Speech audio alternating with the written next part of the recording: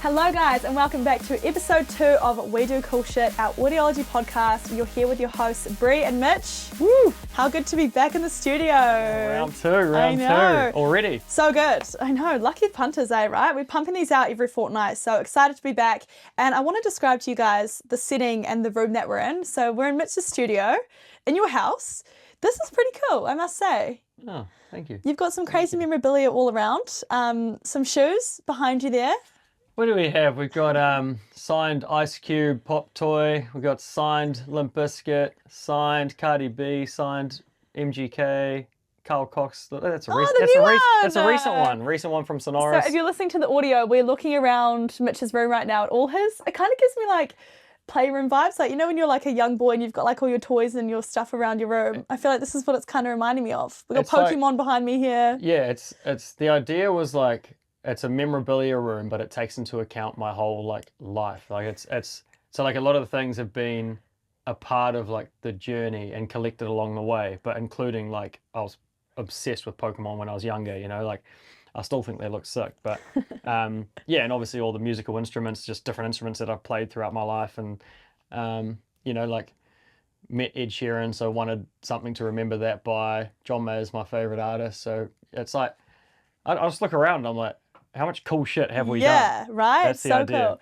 That's funny you say John Mayer's favourite artist, because I so thought you'd go for a DJ or drum and bass artist. That's what I love about it. That's what I love. It. People make assumptions, like, you know, and I do love like drum and bass, and I'll listen to it if I'm like running or something. But outside of that, I listen to singer-songwriter stuff, and I'm obsessed with like well-written music. Like that's, you know, like played the drums for like 10 years, play guitar, can't play the piano, but I still love it. But you know what I mean? I'm just obsessed with like musicianship. Wow, I didn't know that about you. I don't know why I haven't done that on TikTok yet. Get Mitch playing the new guitar. A nice melody. We actually could get you doing a John Mayer song. Yeah, no, I don't play well, but but it's, you know, even more of a reason to love it. You know? Yeah, I love it. Well, on today's episode, I'm really excited to dive into audiology now, currently, what we're doing, because last year was massive. Last year was my first full year of audiology, and looking back at the stats, it's pretty mind-blowing what we managed to achieve with the size of the team that we have. We had over 100,000 punters through our doors in 2024. Well over 100 shows. Yeah. It's actually mind-blowing, and probably well over 200, 300 artists to it, right? When you think about how many festivals, 100%. multiple people on the lineup. How does that feel for you, going from running club shows, a couple of hundred people, to now having that many people through your doors and touring such big artists?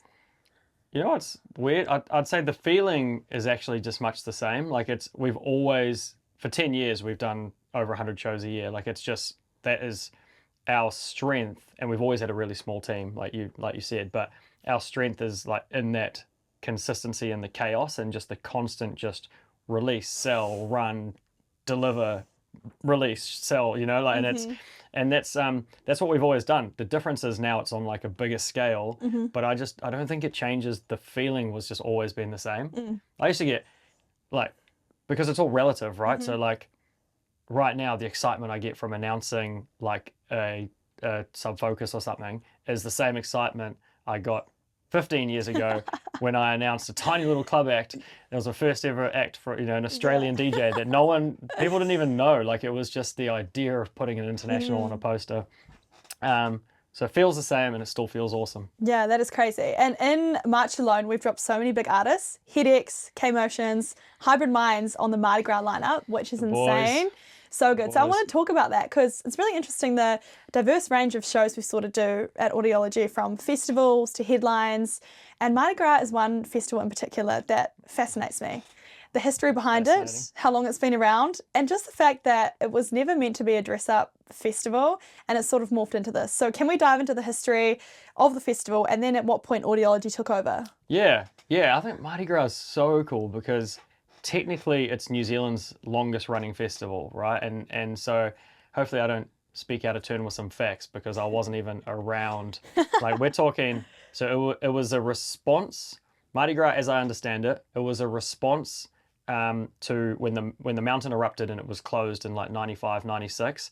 I think following that, they're like, we need to do something for the community. And that was where Mardi Gras came in, and it was a family orientated, like roll around, play games, you know, like almost carnival style. Okay, that's what from the photos I can see, and chatting to the trust who we are partnered with down there.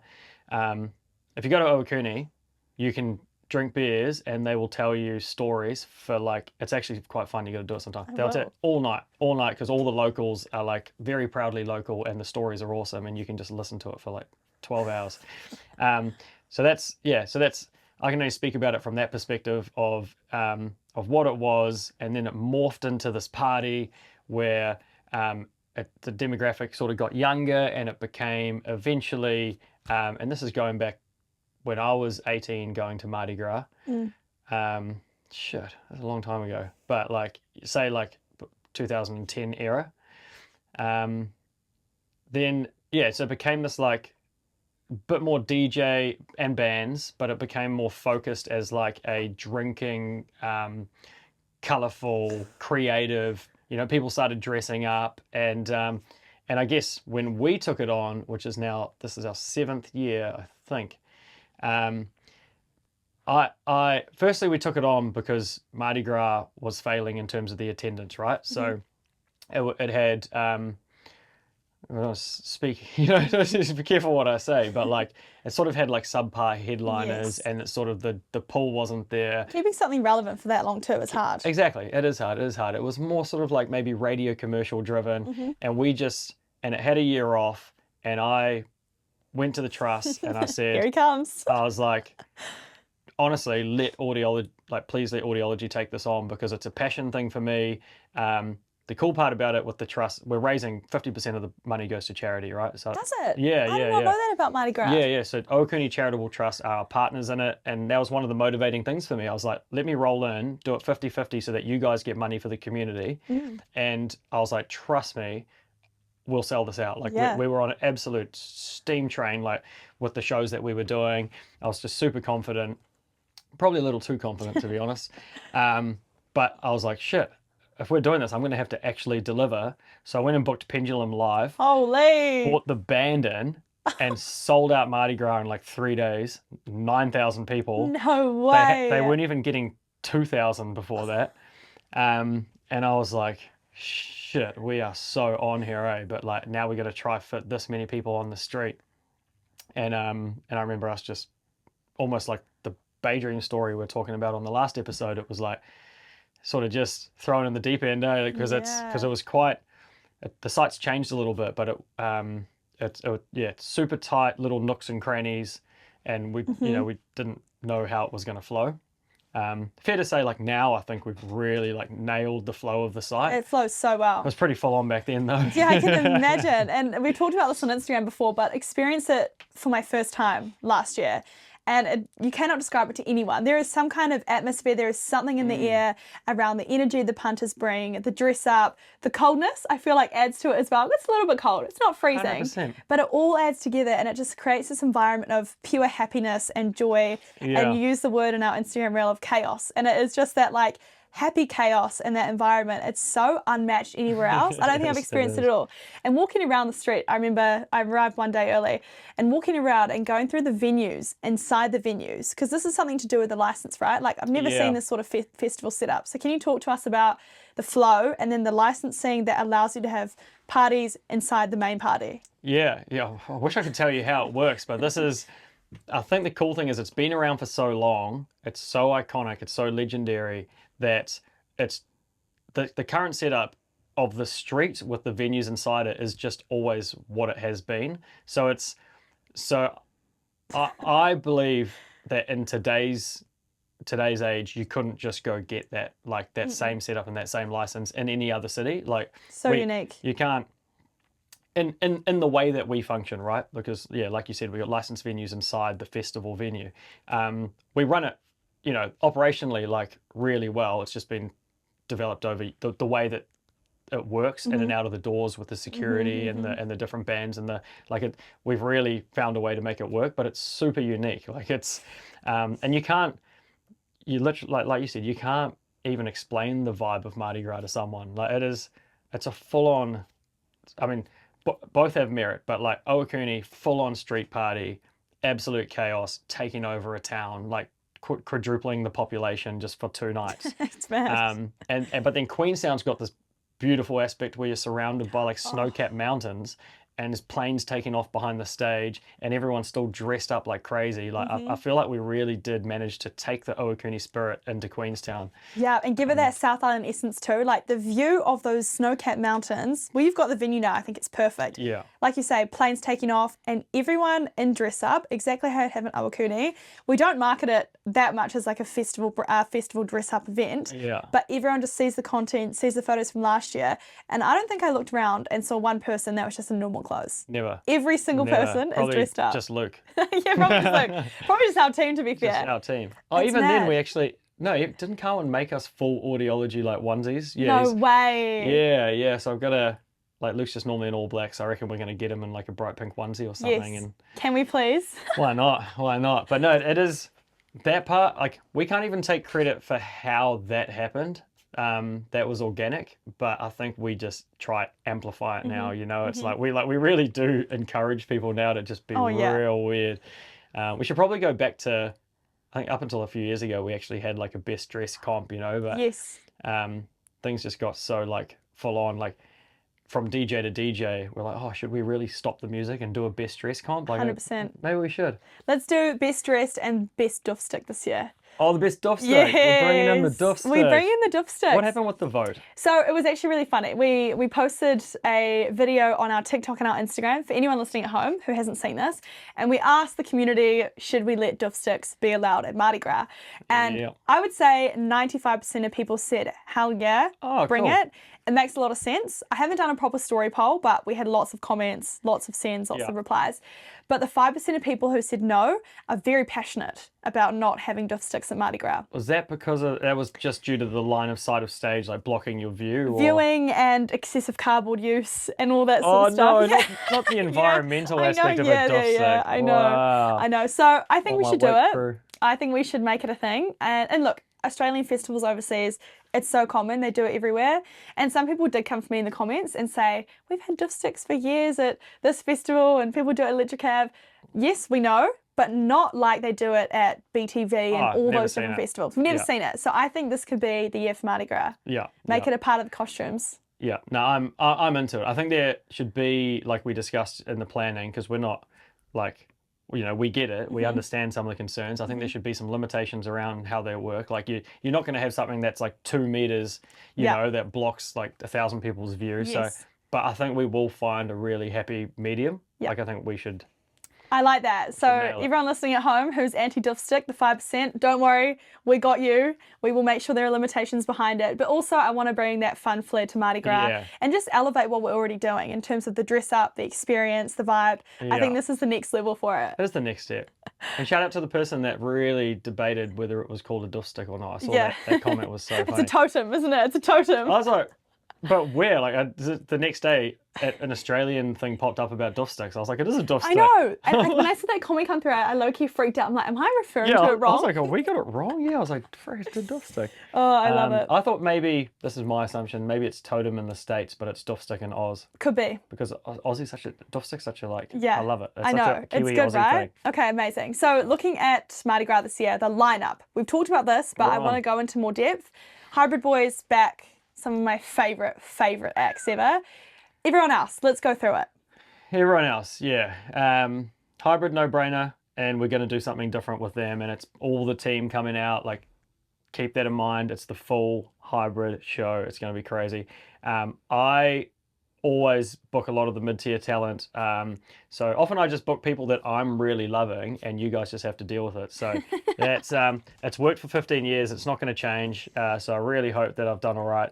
But no, just tried to keep it a little exciting, a little diverse. I know that the first lineup's quite drum and bass heavy. That's just not even intentional. That's just sometimes the acts that confirm first. That's how it works. I've been chatting to loads of house acts, some really unique garage, you name it, heavier bass stuff. Like Marty's always had an element of like dubstep, and it's just something that I want to keep. Like it's even if it's 2 or 3 acts on the doof stage. the doof sticks at the doof stage. Hey! So it is coming. The second announcement's crazy. But yeah, on that first announcement, again, like Vengeant, never been here. Halogenics, a little bit more like headsy, you know. Incredible music though. Like people just need to actually just go have a listen. Yeah. And then with the Crewcast team, like so cool to have Flavor D back. Skepsis, if you haven't seen Skepsis set, like people that can like mash up and blend genres so easily. Like and hopefully he's still doing a similar set to what I saw at Soundsplash a few years ago. But it was unreal. It's like that journey if you don't really know what to expect from the next track. You don't really know where he's going to take you. Yeah, because it's hard to sort of blend genres like that in a tasteful way, and it's just a full party. And Darksy's a weapon, and Grace. I'm pumped about Grace Grundy having her sing live. There's something at a festival, like DJs are always incredible.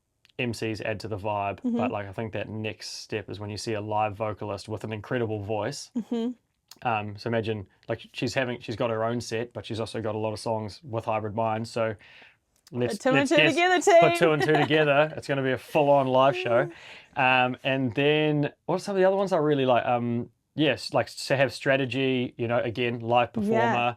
Has some DMB tracks, but a lot of UKG stuff or just sort of to have that live like rapper aspect. It's another level of energy, right? That I think it's one of my favorite lineups. Once people see the second drop, all encompassing. Like it is it'll be one of my favorite Marty lineups ever. I love what you said before too around drum and bass acts locking in early, and this is what happens as a promoter, right? Or it's running a festival. You have the ideal lineup that you want, and we listen to the feedback. We understand what you guys say, but you can't always get everyone who they want, and what the community says. So what is the process for you in curating a festival lineup, announcing it, locking people in those timelines? I want to take people behind the scenes around that. Yeah, that's a really good one because people's like it's the expectation versus reality thing, right? And it's not. I'm super understanding about it because it's not like they know the details. They don't know how much an act costs. They don't know, put Dom, like, who do you want to see? Under Hybrid Minds, Dom. Like, it's, of course you want to see Dom Dollar. So do I. Fred again. So do I. Like, all of them. So do I. However, the tickets would have to be $9,500 each. So if that is absolute. Not factual. Don't count me on that. My favourite is like with the Fisher shows, but who do you want to open for Fisher? Dom Dollar, John Summer. It's Summer. Guys, these guys could sell 25,000 themselves. And that's the thing. And we will do their shows. Like we're 100%. But it's just a time and a place, but a context situation. You look at Mardi Gras. It's about the amazing weekend, the experience. The lineup's good, but it's only a part of it. If you're going to take an act that does 25,000 tickets, I can't put them into the 9,000 street, which is already maxed out. So as much as we'd like love to deliver that for people, it is, in the back end, it's us knowing we want to keep the show affordable. We want to, we've already said, like, is it the best value? I see it as the best value festival in New Zealand. Like we're at $119. Like Mardi Gras is the best time you'll ever have. When you guys sent me the ticket price, I was about to say, like, it's not my place to say anything about that. Is dirt cheap for Hybrid Minds. People saw it headlining New Year's festivals for double that price. The experience that you get, the ticket price is crazy. Yeah, good, so cheap. Good. I'm glad you think that. But no, that's the idea. It's like we're not with any of our shows, and I've always said this, like it's never money first. Which means that even if a ticket's slightly more expensive, there's a reason. Like if you pay $120 for $120 for a drum and bass act, well, look back at our shows. We put 3 to 4 internationals on support, but just because we want to give you guys value. We do twice the production of anyone else, and it's always like someone's hanging from a roof or there's like super, super expensive stuff to do, but the experience is so important to us. And that's who we are. That's same with Mardi Gras, like, we're never going to make it unattainable because we want everyone to experience it. And if anything, I feel like you guys actually put more budget into those things like production where you could make money, you could shorten this or not do this or not have people on stage or not have flames and whatnot, but because it's an audiology show, you're so heavy on the experience and the production that you don't mind losing out on money here if it means our punter's going to love it. And I think that's what's really refreshing about what we do in the space, because I go to some other shows as a punter and I'm expecting audiology production for the same price and it's just not there. And it's because we have the passion for music. You have that real kind of like mindset of what do I want to see? And I think you apply what you want to see to our shows, therefore you don't cut any corners. Yeah. Oh, that's perfect. I can't describe it any better. I can't. You just do this podcast by yourself, because that is like, I do shows and I am always like a shoe on the other foot, person. So if you apply that mentality, you won't go wrong. Like, if we let people down, I'm like genuinely gutted. Like, because it's not. It doesn't matter if the show. It doesn't matter if it was the highest earning show I've ever had. Yeah. People aren't happy. I'm the person asking you what was the feedback, what are the comments, what are the issues, what do I need to fix? Not like focusing on the negative, but just like a genuine desire to just always be the best. Like, and that's what I genuinely think. It took a long time to get there, but like for me, like no one touches the sides of audiology in New Zealand in this space, but it's not for any other reason than we are just so dedicated to trying to be the best for everyone, So it's kind of, I love that. It keeps me motivated. We're always trying to better ourselves. Exactly, and that's the cool spot to be in. But you have taken inspiration from one show, Coldplay. Oh, no, see, I'm changing tone there. I know. So you went to the Coldplay show last year, and I've seen you share on your Instagram and also share in team meetings around how that was the best experience of your life, show experience. Is there any elements of that? Wedding first and then Coldplay. Yeah, okay, we'll go wedding first. Love you as well. Wedding, Coldplay is definitely top 3. Top 3 moments of your life. That is crazy. So what elements of that did you love so much? And is there anything from that you're going to apply to future shows for audiology? Yeah.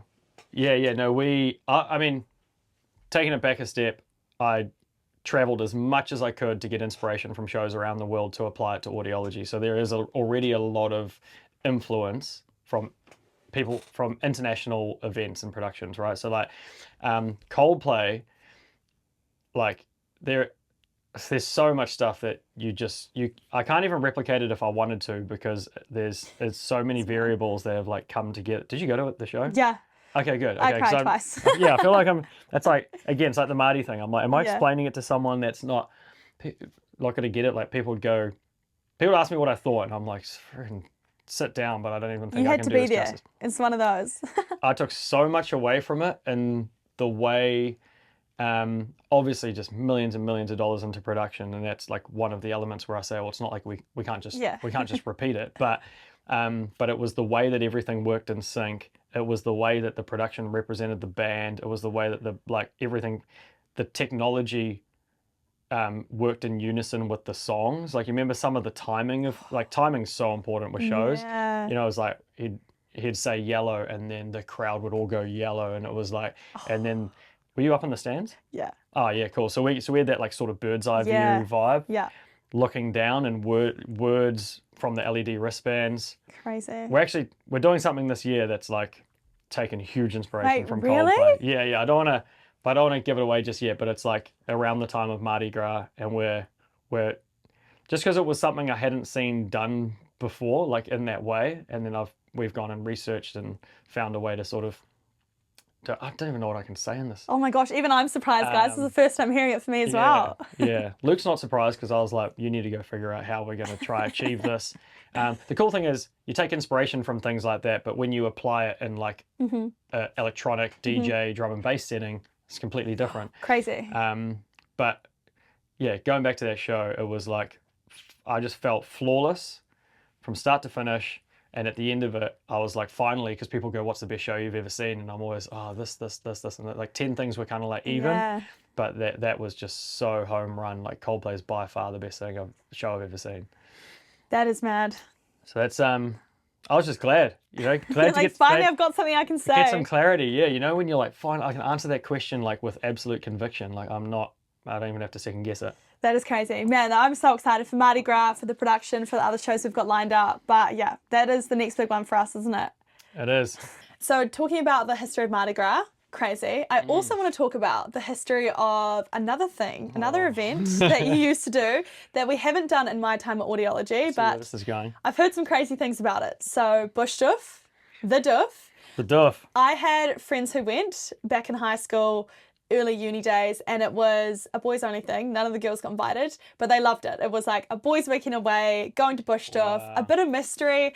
I never experienced it for myself, but I heard a lot about it, and I didn't realize it was an audiology show until probably about 6 months ago, where I heard you and Luke talking about maybe some future potential plans. So now I want to hear all about it, the history of it, what it is, and then do you have any plans to potentially look at doing it again? Let's start with the history of the Doof, right? Again, another organic thing that's come about, something that's unfolded like so many of our other brands, where like there wasn't an intention. Firstly, it wasn't even called the Doof. Okay, we had some acts, and I wanted to do something quite unique, and I remember just thinking, how cool would it be to do something on someone's land, like on farmland, and have like a little camping element to it, and it was called Road Trip, right? It was called Road Trip, then it became Road Trip to Bush Doof, and then it became Bush Doof, and then it just became the Doof. The Doof. and so it started as putting a couple international. I think the first one was Coven and like Hero Bust. Whoa. Yeah, there's a good story. So I think it was Coven's first. It was Coven's first ever New Zealand show. Hopefully I'm getting these right in the right order. Don't fact check us, guys. Bush Doff's the big nights, right? So you got to, was it Hero Bus and Co? I'm just going to roll with that. And Max and Katie came out, and he doesn't really fly or cruise around, so it's normally always Katie. Yeah. But they both came out, and imagine taking them to a bush in Waihi and being like, "Hey, welcome to New Zealand." That is crazy. And it was so insane. And okay, it was 500 people at the time. We kept it at 500, sold out. It was so insane because the party just goes all through the night. You get text the location on the day, etc., etc. Beautiful farm, running little river. Like, it's hard to explain. It's hard to just. Sounds like such an experience. It is such an experience. You're like creating like friendship, and next minute you're up a tree or like up a mountain, like watching the sunrise while your mate's like bathing in a horse trough, and you're like, how did I even get here? This is so good. And anyway, that progressed into so we've done 10 of them, right? No way! Wow. Bush Doof 10. So yeah, we did, and they're all. It was literally called like Bush Doof 1.0, Bush Doof. Oh, it became 2.0, 3.0, 4.0 right up, and then we did like the Octo Doof was when we did like Bush Doof 8 was in like an octopus stage, and then cut a long story short, they got so out of control and so in demand that we would announce it in the morning, go on sale that night, and sell 1,500 tickets in 20 seconds, and it was it was just everybody's favorite thing. Like I swear, even now, if you just mention the word Doof, I'm too scared to even like say anything for the last few years, and it's still just it's really imprinted. It's such a part of audiology because people like got quite obsessed with this. Like the Doof was just ultimate creative freedom. It was the surprise element of not knowing where you're going. It was knowing that like international artists, but also great like local DJs that would go all through the night and full dress up and always hilarious. So you've got this momentum of this thing, and everyone wanted to go to a Bush Doof, but you couldn't because like it's so hard to get a ticket. Yeah, wow. So you got that supply and demand, and we kept it at 1,500, and even then it was like pretty out of control. Like because I would go to random mates' farms. Hey, can we use your farm? Bring the digger. Put a slide in over there. We're just hilarious. People going down slides on bicycles, like just wild. But it was like just manageable. Like it was like we could have sold 5,000 tickets, I swear, but it was just like we had to keep it manageable. And also we were still quite an established company, so we just did it right. Like we had medical on site, we had security, we had food available, we had water available. So it wasn't just this rogue festival in the middle of farmland. Everyone would have thought it was rogue, and it was, but it was rogue with a hint of like, we actually give a shit about your safety. Yeah, of course. And the experience. And so the issue is other people started trying to replicate the Bush Doof and not having those things, right? So it became real dangerous because people would like, there'd be like a Doof released in Tauranga, and they wouldn't have the security, and and eventually, one day police are just like, hey, can we sit down and have a chat to you? And they're like, hey, we respect that you guys are doing it really well. The problem is not everyone is. And there's a real gray area where it's borderline illegal because you're like, when people are camping, there's there's a permitted place of whatever, and we're just going through the list, and I'm trying to justify how like, no, I'm like, oh, but isn't it legal because of this? Like it was private property, it was my friend's land.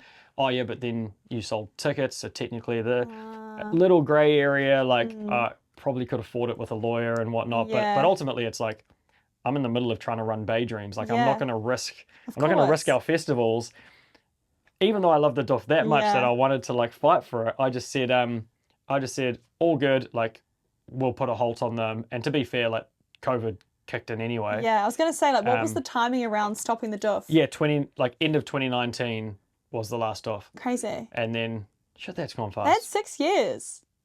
Wow. But then it was like, but 2020, 2021 and 2022 was almost COVID. Fake years anyway. And then coming out of it, like it's taken a while, but I guess, well, no, because in that period, I did the only thing I thought I could do to save the Duff and in general just to have an amazing place for festivals. So we went and bought 36 acres within driving distance of Auckland, because if it was my own property, and if we, my brother and I, do a bit of development, so we've like got 2 houses on it, and if we put toilets and showers, and there's a few little boxes to tick, but I knew that if we do it, we have a site that's fully legal to bring back the Duff and to do other festivals, because our festivals started sort of getting bigger. At one point we were thinking about moving Bay Dreams there. Whoa. Like it's a big site, and it's insane, but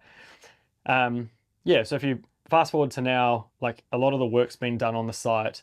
There's a lengthy process of getting like event consent, like going through the noise and going through the various affected parties in the area. And so we've been so like busy that we haven't rushed the process, but the beauty is that it is sitting there. There's like, just for an example, like to run something like that, you have to have quite significant like access and a road put in. So it's sort of, and then you need good drainage because you want it to be a venue that works sort of outside of just December, Jan, Feb, so there's a lot of things that we've done, but there's still quite a bit more to do. Put a lot of investment into it by the sounds of it. Yeah, but that's how much I love the Duff. So crazy. In short, I do think the Duff will be like back. Woohoo! Okay, so here's the thing. I don't want people to freak out, but the Duff will be back, but there are some changes that would have to be made, but ones that I don't think will affect the vibe and the essence of what it is. And there's a real art to that, because like with a lot of the different paths we tried to go down, it was going to be quite restrictive. So we've had to find a way to really like keep the Duff as loose as it was, but in a very like well managed fashion. That was like a too long don't read vibe, like or way of saying like we will get the Duff back. Yeah, not at all, not too long at all. I think that behind the scenes though, of the fact that you've had to put houses on it, roads, drainage, all that sort of stuff, a lot goes into it, and that shows your passion though for what you do and for Audiology and for the shows, because that's a long 6 years of trying to work on some kind of solution to bring back something you're so passionate about. 100%, and it's like I said though, like if that many people love something, like it's just about ultimately giving the people what they want. Like it really is, like, and it is, I think they're probably, you haven't seen it as much in recent years, but like there was a period for about 2 years after the Duff where it was just every post or every bring back the Duff. We still get it. The Duff. What do you want to see? The Duff. I was like, I love it. Like these people are like my age, and it's like the Duff. It's nuts. The Duff. Even when we go to announce shows, I swear to you, at least one comment or one message is always someone wanting to bring it back. But that just shows what an experience it was for people. Oh, honestly, it is genuinely my dream to bring it back. I had a little I left a little teaser on Spotify around Duff 11.0. No, you did not. I like did. a playlist vibe. A little something. No way. I did not know that you updated our Audiology Spotify. Well, I don't update it enough, but I was like, I'm going to leave a little golden egg. Oh, I like it. Well, guys, if you're listening, go check out the Audiology Spotify for that.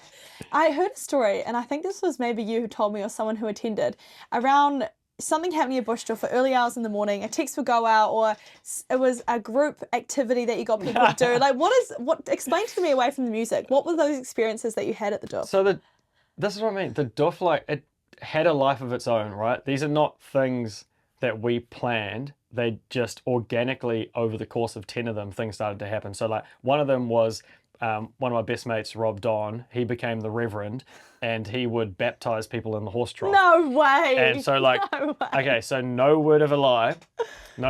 People would get to the Duff. Reverend was famous. He couldn't even go to the supermarket without being stopped. The Reverend was, I'm telling you, all time. And I remember being up on this cliff top at this Duff, like watching the sunset. Like we'd only been there a couple of hours, looking down, and I was like, holy shit, there was like a 150-meter line of people waiting to be baptized in the horse trough from Don. He's just sitting there like, He must have felt like the man. Oh, he is the man. He is the man. You know, his nickname was the Vibe Controller. So he was like at all the shows, and he's had a baby around the same time as us, and he settled down a bit, and he said he passed the torch to Nate from Accounts. Okay, great. So Nate from Accounts is now the new Vibe Controller, and he has done well. We just couldn't keep up anymore, because to be the Vibe Controller, you have to be like the last man standing at the end of the after party. Keep the vibe going. And so that was one of them, right? There were heaps of little things like this at the Duff that made it very unique, that only if you went there you knew about it. Okay, but one of them was the music would go till like 8 a.m. Holy, okay, it's a shift. But things started they get real hilarious at that hour, right? Because the people that you have left on the dance floor, it was almost like a goal to make it. So someone would play the 7 a.m. set, and then we decided the 8 a.m. set would be something unique that changed every time. And so once it was like line dancing to Dane Rumble's Cruel, so Cruel was on repeat and we're all line dancing. No way. And once it was, we all sung the national anthem. Now the beauty of this is there's like 17 people scattered around the muddy floor, like still trying to survive. And then there's everyone in the tents around it. So, but everyone's still awake. Yeah. And so like, it would always be this sort of, it still felt like everyone was involved, even if they were like 100 meters away. Yeah.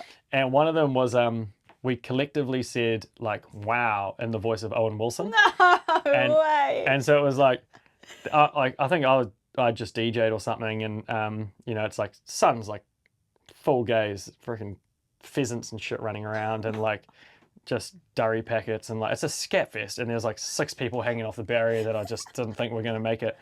And and we're like, oh, this is pretty sad. But I was like, 3, 2, 1, wow.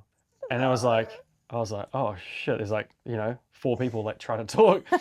And then the most glorious thing of all time, there's 300 tents with multiple people in all of it. We're just like, wow.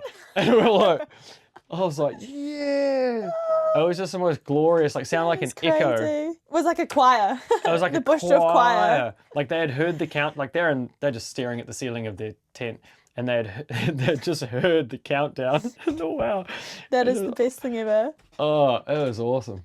What a time, and what a journey for you, like to bring all of these crazy different events to life. It just blows my mind. Yeah. There's been so many eras and so many moments, but this sort of brings me to what I want to talk about next, and what we'll finish this episode with is the different festival brands we have under Audiology, the headline plays, all the things we do. So just to name a few off the top of my head I can think of, there's obviously Odds On Festival, we've done Mystery Fest, there's High Tide, there's so many different brands that we do away from our headline shows. So what does it mean for you to bring those festivals instead of doing headlines? And then what is the ultimate goal when launching a festival versus just running a headline show? I don't think either are more important. They're so equally important because they're a part of the ecosystem. And so that's why it works for us, because we're filtering people through headlines and through introducing them to new artists, and then eventually displaying those artists in like a bigger outdoor setting. And I have an equal appreciation for like if I'm like up the front of a sweaty nightclub or like the vibe of being outdoors in the sun with your mates. It's like both are just awesome. Pros and cons, Yeah, right? for sure. But I think it means like it encompasses everything audiology is about. Like we spoke about those building blocks of like where we've come from and trying to build to these fests. Like, so it's super important to us that we not only do both, but we also do them nationally. Because so if you look at like High Tide, it was okay. What does Wellington need? Wellington needs an awesome outdoor multi-stage event, multi-genre, electronic, bit of hip hop, bit of we looked at it and we said, that's what we feel Wellington needs. Nailed it, right? Because it was like, we came from a place of what does the city need? Odds on, what New Plymouth doesn't even have a festival that they can call their own electronically. You know, I'm not WOMAD's like insane, but I mean like, you gotta be careful what you say. Yeah, people pull things out of context. But like, that's what it needed. That's what we gave it. Yeah. No days off in the Mount. I mean, I could just keep Southern Sounds in Dunedin. Like we can keep going on about it, but the events are designed to fit the city, to fit the people, and to give them what they like genuinely deserve. Like, and if you follow that model, you can't go too wrong. Yeah, for sure. That all comes back to doing it for the people, right? I reckon that should be our second subline for we do cool shit. For the people. Hashtag for the people. Yeah. Or like the one that you made, you put on all the keychains. What happened to it? Whoa! Oh! And also the one that you put on our lanyards recently. Audiology ruined my life. So, what was that? Who was it? Where were we with this? We're in Wellington, and it was Spy. Oh, Spy, And you saw it on his bag. Yes, he had Drum and Bass Ruined My Life on his bag. And then we were getting comments because we were launching so many shows around this time around audiology ruining their lives. My wallet and ruining my... Yeah, they're like, oh my God, you guys are just doing too much. I'm going to touch on that for a second because very topical right now because we're releasing a crazy amount of shows. And I will admit that sometimes they do all fall like all on top of each other. And I want people to know that that's not intentional because it's crazy, because we do go through these periods where like week after week we're announcing shows and then sometimes we'll have like a lull period. And so at the moment it's been absolutely firing but it's, I just want people to know that we're not intentionally trying to ruin your wallets or lives. In fact, we try and make it as easy as possible. And so things, maybe like more people should probably use things like Afterpay or get involved in the sign-ups for early birds because the tickets do sort of lift quite substantially at different times. But like, I think for us, we want to keep it as affordable as possible. But yeah, it does suck sometimes when things just all overlap at once. I do feel like, well, you would know probably even better than me, but I think now that K-Motions is out, we've got a bit of a break for a while. We do, yeah. I mean, we've got some insane things cooking. I had a look today. I finally got added to the head sheet. I hadn't been on You're in our main sheet. Yes, I've added to the main sheet today. I know. Isn't that Luke mind-blowing? Luke added me. I know. He's going to probably make me sign an NDA. But I did have a look. Wow, that's a secret sheet. He doesn't, I think he even hates me being in there. He does. Like, mind-blowing. I know. It's crazy. But you think, like, and I like to think of myself as like, I'm the facilitator between you guys and our punters. Like, I am like the middle connecting piece. And so I said to him today, he was like, he asked me something around, do you know what we've got coming up on these dates? And I said, look, I've got no idea what's happening the next week. Put me on the sheet. Anyway, I had a look at the sheet and you're right. Headaches is out, K-Motions is out, Mardi Gras is out. Those are the big three, I'd say, that we're getting out for the first half of the year. For the first half of the year. Yeah, okay, good. But when I took a little scroll down, oh my goodness. Holy. I promise we'll try space those announcements out a little bit more. It was just, start of the year is intense, you know, you got to get everything out. It's been Delta Heavy, it's been KMO, Headaches, Mardi Gras, Sonorous, like there's been a lot of stuff going on. We've thrown some big stuff. Dimension's been on. Yeah, we've thrown some big stuff. But there is a bit of a lull period in terms of announcements. So your wallets are safe, I'd say, for probably a good 4 to 5 weeks. Yeah. And then we drop some heat again. Let's talk about... Stick with us. Let's talk about quickly, finally, to finish this podcast, a show we have coming up that I believe is going to be some of our coolest production yet, after you described it to me. So the Delta Heavy mirror pyramid situation. Yes. I've been fans of Delta Heavy for a long time. I saw them at one of the Audiology shows or the Bay Dream show years ago, insane set, love their music. Awesome. And even love, like, they're real great in terms of the EPs and the singles that they've released. It's great music to listen to at the gym, in the car. I just love what they do. But the production element that you guys have brought to this, you had a dream about this, and the dream has come to life, and now we're finally doing it. Yeah, I did. I genuinely, like, okay, so there was a period where it's like, we want to bring the boys back. Everyone's like humming and hawing of how we're going to do it. Okay, we've done Delta Heavy for like over 10 years. They've sold out studio how many times, you know, and it was just this awesome, like, just this conversation, this brainstorm, and it was like, what are we going to do differently? What is the next step up? Because like we talked about, it's always about that progression and stepping up for the acts. And we left the call on like a, you know, awesome, we're in, but let's just go think, like, let's just go have a think on this and we'll come back to you. And it was like that night or the night after, where I literally dreamt.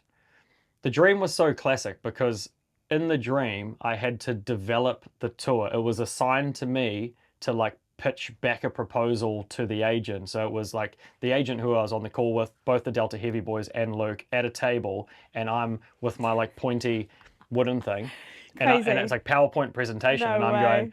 So the craziest part about that, it's not like I just had a dream of like, oh, here's an idea. Yeah. I had like 30 pages to pitch to them, and I had to explain how the build of the structure would work and how we would get it around to different cities and solve the logistics, and then how we would like, how are we going to market this? How's it going to look like? So when I woke up, it was like just this crazy clarity. And I just like messaged the boys and said, I've done it. Like, I've solved it. And they're like, what the hell? I was like, it's a pyramid, because subconsciously, like, I knew Delta Heavy's part of their brand. It's part of their brand. And so in my head, it must have just been like, oh, a pyramid stage. And maybe, like, only looking back recently, I was like, maybe I've seen that in like a Daft Punk, you know, because someone commented, oh, is this like Daft Punk? And I was like, I had to go back and Google it, and you know, 15 years ago. Subconsciously, like, all that time ago. But it is really different. It's different in the way that it's delivered, and anyway, it's just so cool, eh? And then obviously getting Sam to like bring it to life on the poster. People are going to be pretty like impressed. It's just for me, it's like, we're doing something different, hasn't been done before in New Zealand at least. That's enough. Like those are the boxes I'm trying to tick. Outdoor venues, big vibes, great music. The boys have been touring now for so many years. It's both of them. They're incredible artists, incredible DJs. I'm very, very excited for these shows. Last sort of push of the summer too, I feel. If you look at the dates, it's just before daylight savings. Oh, is it? So we get in, so we'll get like the nice sunset, the lighter evening, and then we crack into it with this whole mirror pyramid vibe. It's going to be next level. Oh, I'm glad. That was not intentional, but I'm I was going to say, good planning from you. Yeah, awesome planning. But no, that's so cool, eh? Because for me, you know how we're like technically out of summer, but for me, it's daylight savings is the defining moment. Yes, all of a sudden, you're like, whoa, the temperature's dropped. It's 5 p.m. and it's dark, and you're like, where did that come from? Exactly. Yeah, that's perfect for Mardi Gras though. It is. So. Oh, I cannot wait. So good. So much heat coming in. So many amazing things happening at Audiology. And I'm excited for our next episode to go a bit more in depth. We've obviously touched on the history of Audiology, what you've done in the past, all the upcoming shows. But I think with the next episodes of this, we should pick a topic and kind of go quite niche on it, really get into the nitty-gritty of it, and more so behind the scenes, and discuss it in more of a deeper way. But this has been a really great overview. Keen. I've got some immense stories for the future episodes. I can imagine. So let us know, guys, in the comments what you want to hear next, what you want to see next on our We Do Cool Shit podcast with Brie and Mitch, and which artists as well that we've got coming up. If you want to see any of them jump in an interview, let us know. Always keen to hear from you guys. Lock it in. Yeah, sounds good. See you next time, guys.